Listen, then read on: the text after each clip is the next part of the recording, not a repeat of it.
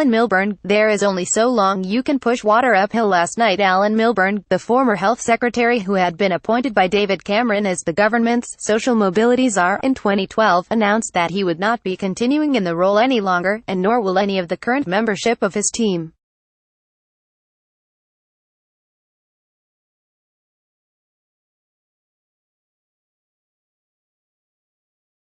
I've reached the conclusion, sadly, that with the current government there is little, if any, hope of progress being made towards the fairer Britain that the Prime Minister has talked about.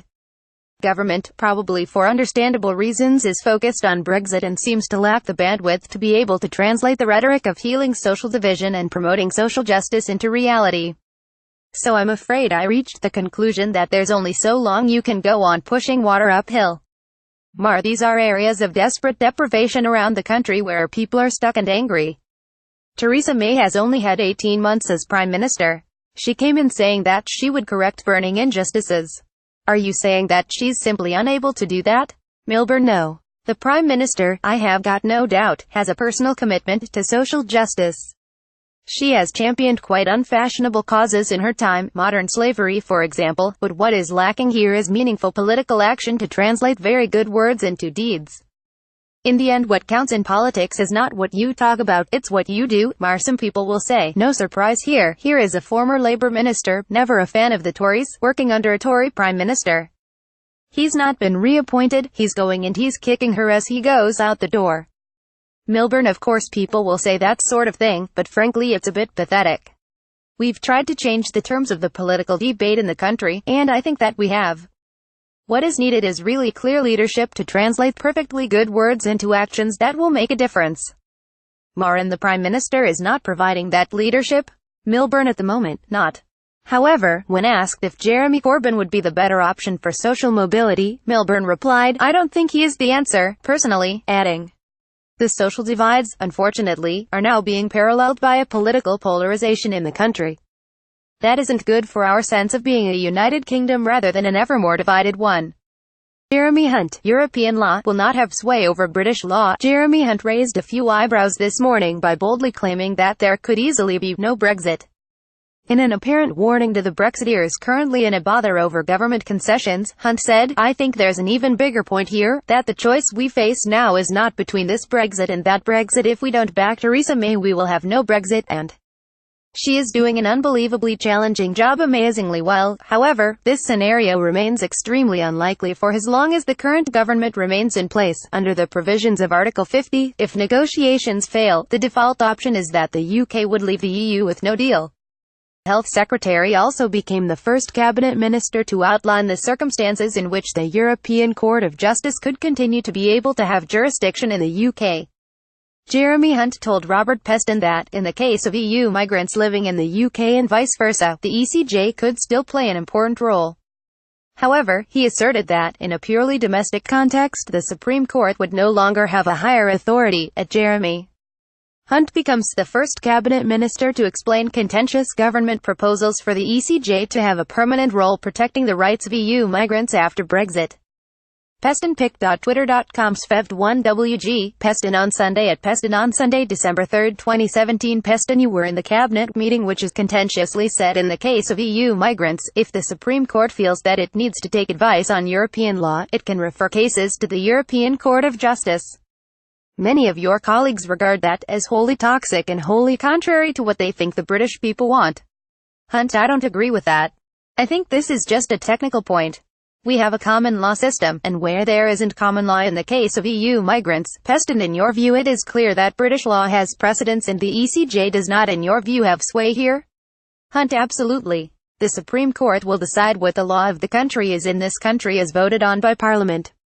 That is the big thing that Theresa May has achieved. This is a negotiation and there are technical things that we have to sort out, but the fact is that the ECJ will not have sway over British law.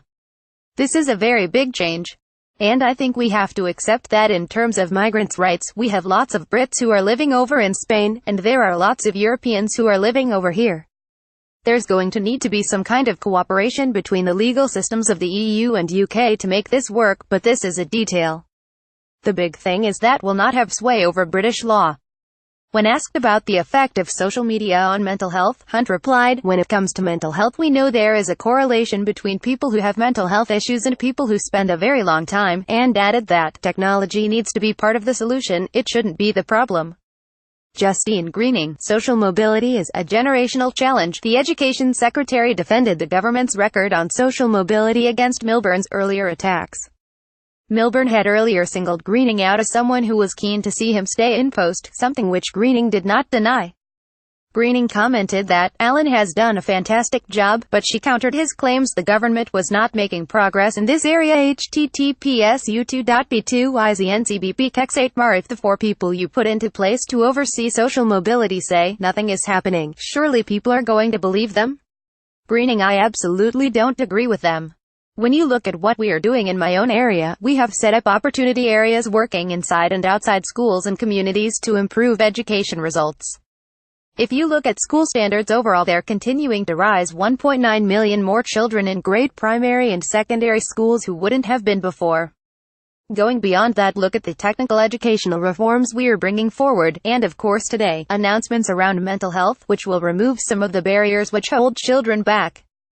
Mar, as a politician, don't you look at those areas of extreme deprivation and think, something really bad is going wrong here? The Joseph Rowntree Foundation are going to say tomorrow that in terms of poverty for pensioners and for children, things have got worse in a way that hasn't happened for 20 years. There is a quiet, slow, but real crisis in this country. Greening: I think there is a real problem that we need to fix. Britain is not a country where we have equality of opportunity. Where you grow up affects your future far too much. Your circumstances affect your future far too much. Mar, you've been in government for 7 years. Greening: this is a generational challenge. But actually, when you look at the results of what we've achieved, we are seeing standards in our schools rise. Critically, we're seeing the attainment gap narrow. We're bringing forward our reforms in technical education that will mean for the half of our young people who don't go to university, they will get every bit as world-class an education post-16. We're mobilizing British business to make sure they're providing the opportunities. Mar, you certainly talk the talk. I'm just saying that out there, it doesn't seem to be working. Greening: I'm saying that we're delivering, and we are making sure we are doing it in the places where it needs to happen and is most important. On the issue of Brexit, Greening urged that everybody needs to get behind the Prime Minister, and in the case of the border with Ireland stated that, "I don't think there is actually any difference between what the government of Ireland and the government of the United Kingdom want." Michael Howard, Damien Green allegations risk damaging trust in the police. Former Home Secretary and Conservative leader Lord Howard has argued that the allegations from retired police officers against the embattled First Secretary of State Damien Green, namely that he viewed pornography on his workplace computer, risk damaging trust between the public and the police. The allegations were made against Green in the wake of an accusation that he had touched a journalist's knee. Green strenuously denies any wrongdoing on all counts. Howard discussed the matter with Sarah Smith. Michael Howard says policing in Britain is based on trust between the police and the public, and leaking confidential information by retired police officers is damaging that trust. BBC SPPIC.Twitter.com /6kavik BBC Daily Politics and Sunday Politics at Daily_Politics December 3, 2017. Smith: You'll know that there have been more stories reported this week around the accusations that Green viewed pornography on his parliamentary computer, something which he absolutely resolutely denies. If it is discovered that he wasn't telling the truth when he told the Prime Minister he hadn't done this, that would be a resigning matter, wouldn't it? Howard: That's a hypothetical question. Damien was my parliamentary neighbor for many years. He's denied it. I believe him. And I agree with those who have condemned the leaking of information by these retired police officers. I think that's a very serious matter indeed. Policing in this country is based on trust between police and the public, and if we have retired police officers leaking confidential information of this kind, it will be very damaging to that trust. On Brexit, Howard went on to say, "I have confidence in the judgment of the Prime Minister and David Davis. I am content to let them decide what is the best deal," and claimed that the EU was in breach of Article 50 because of its refusal to begin talks about the UK's future trading relationship.